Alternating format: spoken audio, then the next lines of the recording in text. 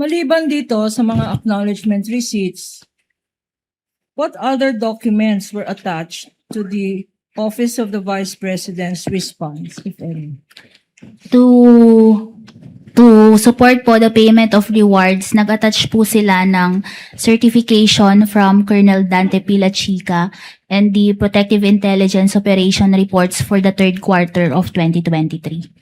If shown to you, these certifications na minention mo, will you be able to identify the same? Yes po. Okay, showing to you. Madam Witness, certification dated September 30, 2023, pre-marked as Exhibit P-1-12-K. Also being shown on the screen with the kind permission of this Honorable Presiding Officer. What relation does this certification have sa sinabi mong inattach sa response ng Office ng Vice President? This is the same copy po ng certification attached to their response.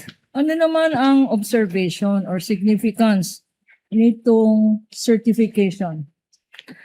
Ito po ay inattach nila to support the payment of rewards. Under the joint circular po kasi, if it is for payment of rewards, it should be supported with documents evidencing success.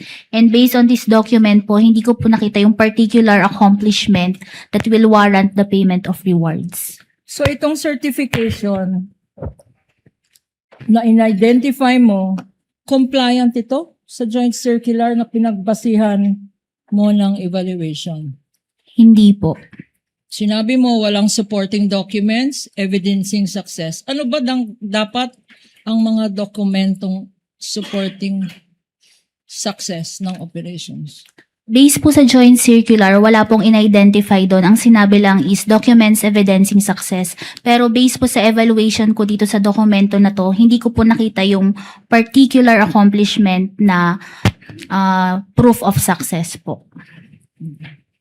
Also earlier, sinabi mo na together with the Vice President's response, meron siyang inattach na tinatawag na Protective Intelligence Operations Reports. Tama? Opo, tama If po. shown to you, pag pinakita sa iyo itong PIOR, Protective Intelligence Operation Report, would you be able to identify them? Yes po. Showing to you, Madam Witness, what was marked? What was pre-marked as Exhibits P-1-12-L up to P-1-12-L10.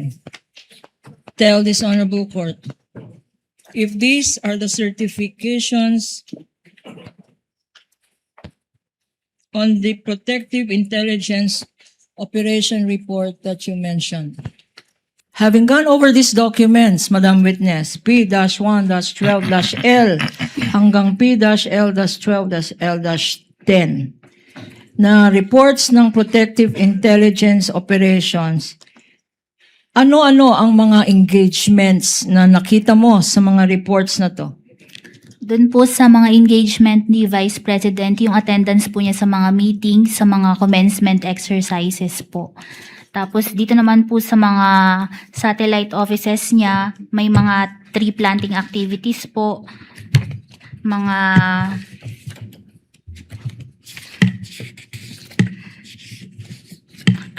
courtesy visits and coordination meetings po. And lahat po ng naging engagement nila for the third quarters of 2023. Yung mga nakalagay sa third quarter na report na sinabi mo, ganun din ang linagay sa first and second quarter na tinestify mo kanina? Yes po, may mga activities na pareho po. Mga meetings, mga attendance po sa iba-ibang events. Tree planting, meetings, award ceremony, etc. Madam Witness. Opo. Okay. Sinabi mo rin kanina na hindi ito compliant sa joint circular. Dito sa mga sinabit na in-identify mo, compliant na ba to sa joint circular? Hindi pa din po naipakita sa mga dokumentong ito yung particular accomplishment na will warrant the payment of rewards. Pero on clarification of the presiding officer, tinanong kung ano ang hindi compliant. Yung pagkaroon ba ng tree planting o yung sinasabi nilang activity in connection with confidential funds? Sa tree planting na yan, anong nakikita mo na activity in connection with alleged surveillance?